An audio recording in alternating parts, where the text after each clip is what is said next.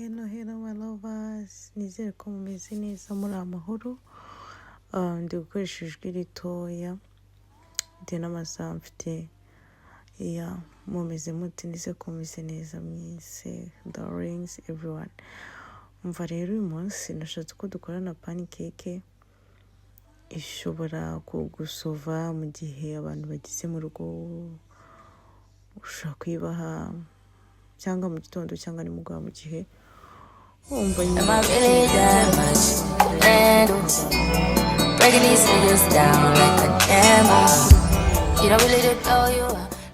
ariko gukora ibintu nyine by'amafarini, ariko ibi bintu by'inaha biranyorohera nyine by'ama pancake. n'abana batoya binaha usanga babizi babyiga mu ishuri. Ibintu ntaramenya ni bya bindi bikomeye nabyo nzabyiga.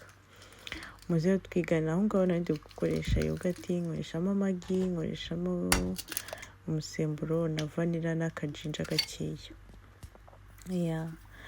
Ndangije ndagira impamvu ya yogati, nakoresheje yogati sinkoresha amata, ni ukugira ngo igiponzo cyanjye kibe gifashe gikomeye, noneho bime pancake ibyimbye. Zari zimeze neza rero, sinaryoshye kurusha izo njyangura. Hari ukuntu inaha bazigurisha ziri right nyine zihiye bisanzwe, hari nka pancake zisanzwe zo mu rugo. Ushaka kwibwira se none nuko icyo nyine ugiye kuzikora kwitazi gusa, ariko ibintu umuntu yikora abazi ibintu birimo, abazi ibintu agomba gushyiramo. nk'ubu nashyizemo akagenda nari ngasinze. igihe ngifite benefit nyinshi, igira akantu keza ko gukangura nk'umubiri, ibifite neza n'imbaraga, nyine ifite ubushobozi butuma nk'umuntu yongera kugira nk'imbaraga cyangwa gukangura nk'umukiriya. Hari n'ukuntu irinda, ifasha abasirikare bacu nyine kugira ibintu bikora. Tangawizi niyo ndi kuvuga, murabizi umumaro wa tangawizi abantu benshi. Mumeze neza se? Agasana narakabonye nkodaringa nk'unboxinga nako nkodaringa nakaza nk'unboxinga ikoni ikintu cyamfasha kandi gashana kandika ariko icyerekezo n'igafasha rero ukagakoresha kugira igihe kigiye kibaye nyine ikizemo ibintu byose by'amafaranga. Ndi kubona ukuntu gitandukanye nagishakaga. This is the imbaraga za yogati kugira ngo kize kimeze neza. Iriya yogati rero ntabwo yari yogati mu by'ukuri, cyari ikivuguto kino ariko cyoroshye. hanyuma se amafaranga nkuko kumvikana kandi n'umuntu n'amanota mangira ngo ibi bintu birakoretse, biri good, umuntu nanganiriza twajyana ntabwo muba muri kumwe. Noneho nk'ubu mbahaye voice over, sha uzi ko mutari bunsubize se, muri abana babi, ariko naribi anytime muzansubiza sha. Hanyuma rero ndi gukora izo pancake, kubona ukuntu utegerezaho gatoya. Abantu benshi murazizi kuzikora, ariko hari n'abatarabimenya. Byose ubundi tubyigira kuri YouTube, tukabigira no ku bandi. Hanyuma kugira ngo nze kwizamura, nuko nategereje turiya tuntu twari tujombaje tusa nk'udufuro tukazamuka hejuru, nibyo binyereka ko hasi hari akantu kahindutse. So simbisobanuye neza nibwo binyereka ko hasi ishaka kuba yahiye. none nakuri uri kuzengutsa ku ipanu uba ubyumva nyine ko yagize. tugashyiramo indi gutyo tugakomeza. Ariko mbere yuko nkomeza nagombaga gushyiramo akabata gakeya kugira ngo haze kuzaho tuvuta.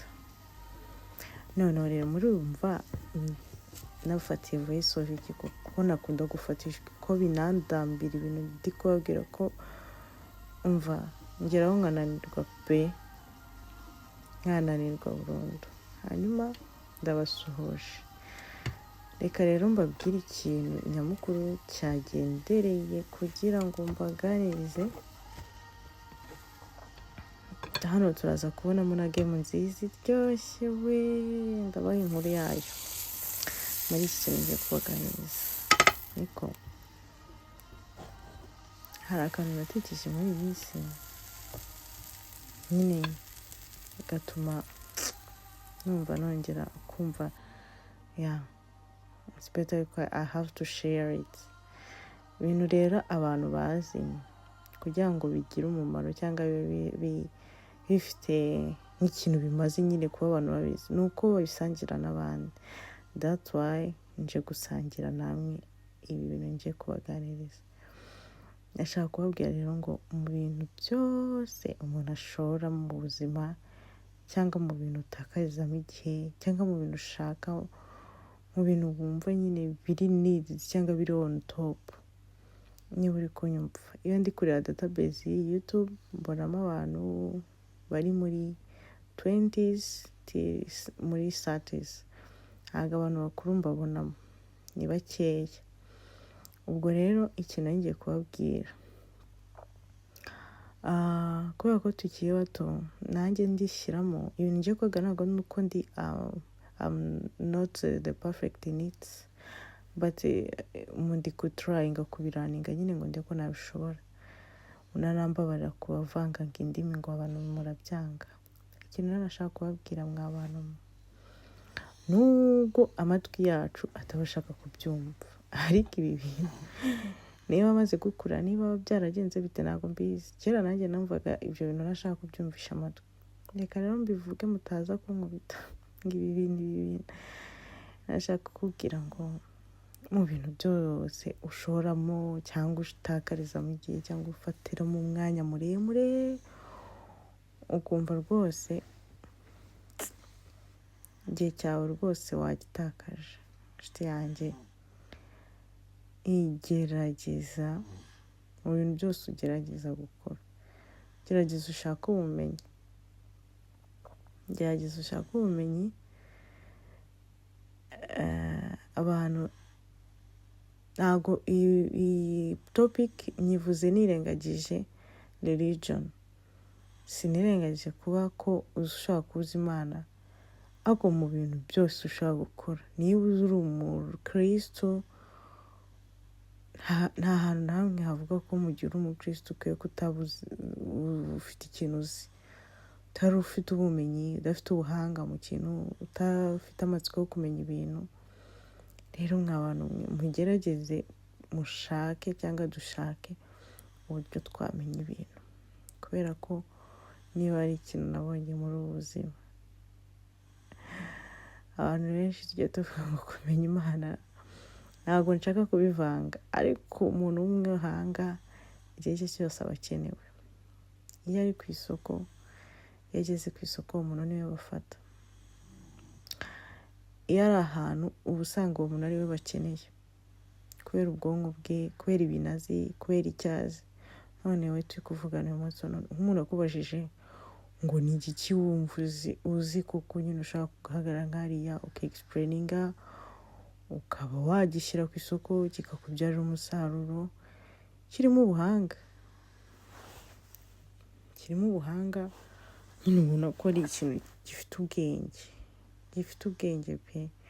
Hanyuma mwibuke gukora like na comment na share, mubyibuke. Wamuha iki? Ese wakibona? Nyine icyo kintu wakibona? Impamvu iki kintu nagitekereje, muri Sweden haba education nziza pe, haba uburezi bwiza, haba education nziza. Rero niba cyane cyane uri umuntu wagira amahirwe yo kujya muri ibi bihugu, gerageza ureke ibintu byo kumva biri boring kuba wafata umwanya ukiga ku giti cyawe, kwiga nta kintu bitwaye. Noneho iyo umaze kumenya umumaro wabyo, usigara wumva rwose uwari kubiguha kera yari kuba kugire neza. Tugerageze dushaka ubumenyi. Uko umwana w'inaha w'imyaka 10 cyangwa 15, skills ye ingana n'umuntu w'iwacu wo muri kaminuza simbizi ukuntu nabigereranya, ariko kubera ko origine zabo zibatoza nyine kwiga, zibatoza gushaka ubumenyi. Iki kintu nashaka kukubwira, mu bintu byose uzaza ugerageza gukora.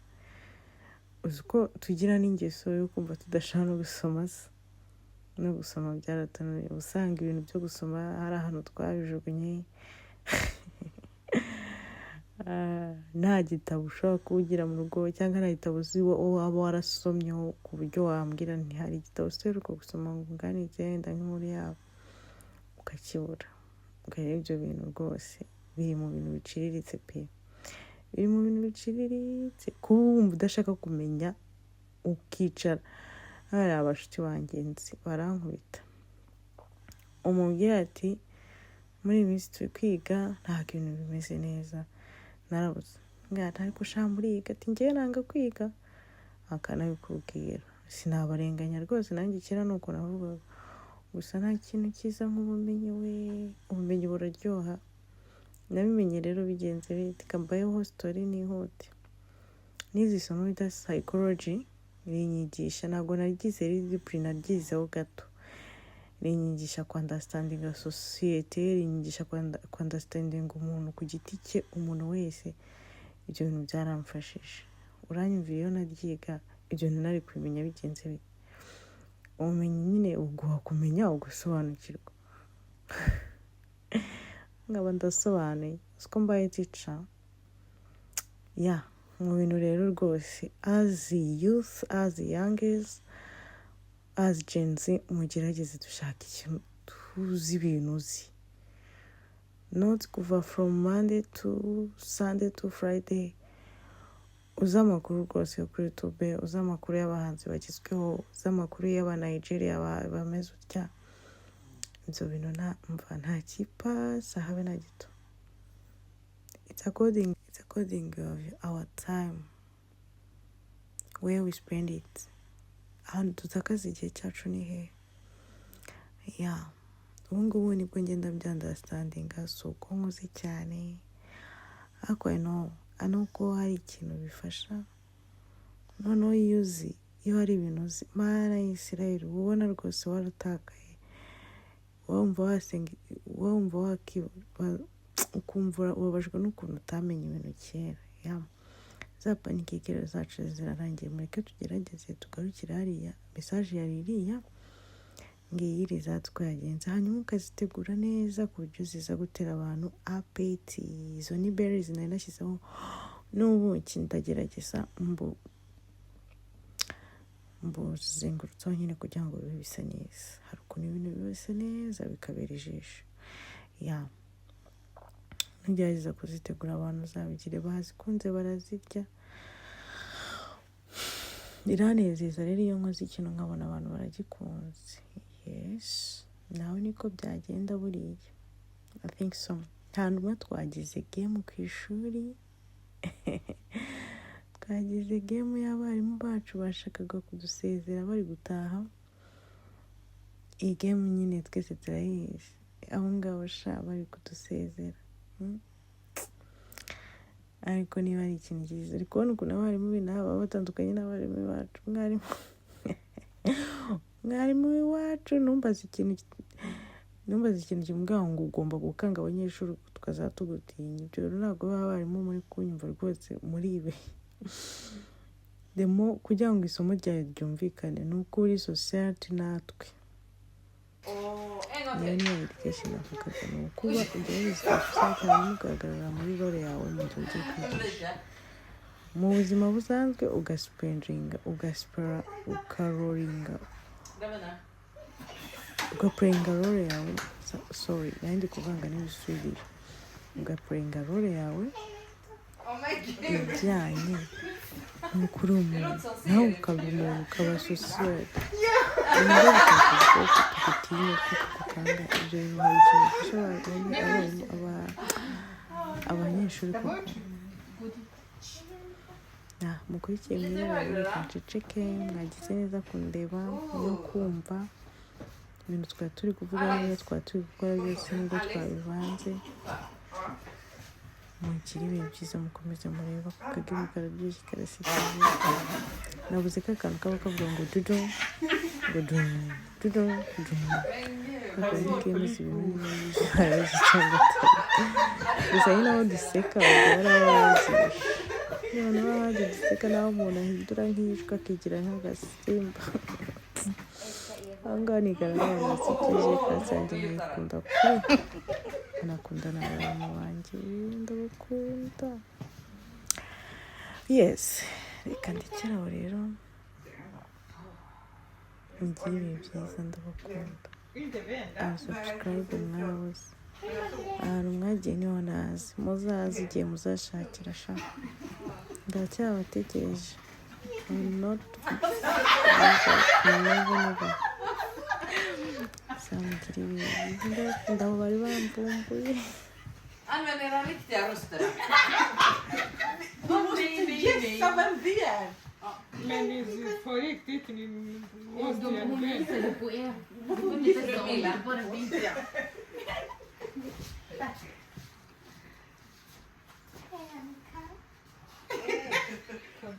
Anna.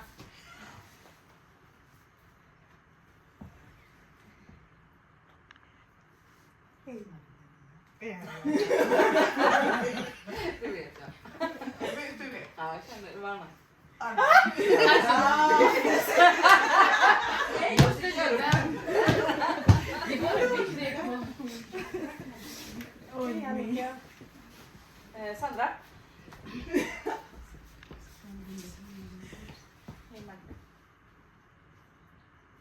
Jutta där. Jag säger Jutta hela tiden. Varför inte alltid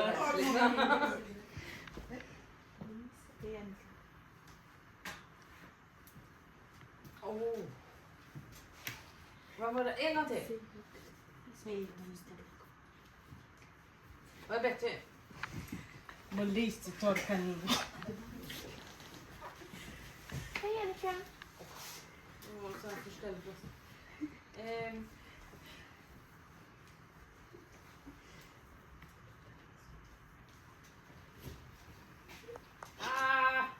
Karina.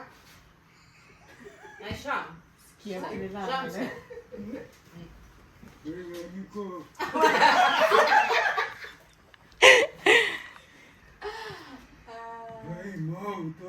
Oj, det är till och med något rör eller något. Vem skulle ens göra en sån grej? Ludmilla. Bravo!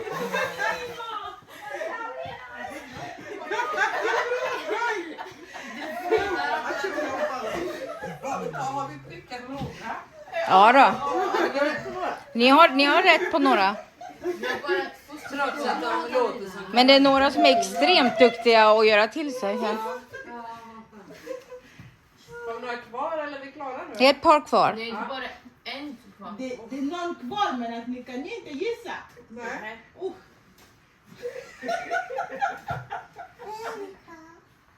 Anna. Men du missade på. Vem är det då? Ulrika tror jag det är. Alltså, jag vet. Det var det inte. Nej.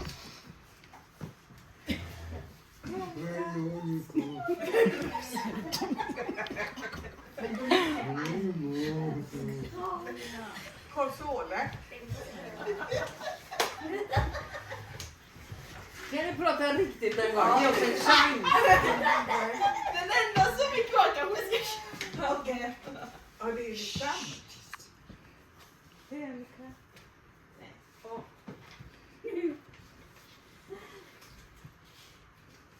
Vem fan är detta? Vem är detta? En gång till. Det... Ja, men är det Anna då? Varför har jag fastnat på Anna? Anna, nej men jag tycker att det är Sam. Det kanske är hälften av varje. Vad står det? Ja. Hälften av varje. Det är en blandning. Men det är konsol. Ja.